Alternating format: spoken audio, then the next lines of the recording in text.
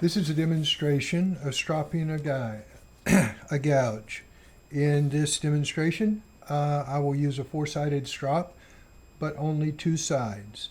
One side with a medium light grit treated, and the second untreated leather. Now, this tool is a single bevel tool, so we'll be doing most of our sharpening on that side. We also need to determine at what angle to hold the tool as we sharpen, sort of like we did with the knife. In this case, a gouge, rather than having this very shallow, very slight bevel, like a knife, say 11 degrees, is about twice that, say 22 degrees. A good way to approximate that is to hold the tool straight up, perpendicular, or 90 degrees to the strop, lower about halfway, that's 45 degrees, and halfway again, that's about 22 degrees, which is just about right.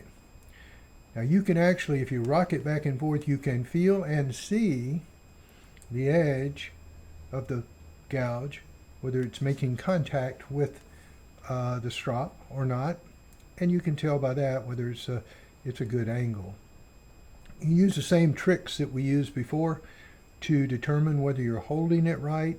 And again, I would say this is going to take a little practice from you. And for different sets of tools, you're going to have to adapt to whatever angle the bevel is. The stroke we'll use here is a rocking motion as you go down the bevel. We'll do, as we did with a knife, 10 to 15 strokes. And we're only going down one side because we only have one bevel. There is a slight exception to that, and I'll show you at the end. All right. Now, when you've done the executed number of strokes you think you need to, what we're going to do is lay the gouge as flat as we can against this strop on the non-beveled side, and run it lightly down that. This is to remove any little burrs or bits of metal that might have been bent over from the bevel side when you were stroking it. So we finish that and we turn it to the leather side, wipe the blade off as we did with the knife to make sure we remove any particles, and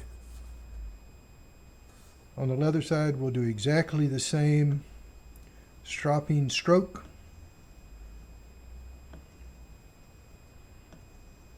And when we finish, even though we shouldn't have created any burrs or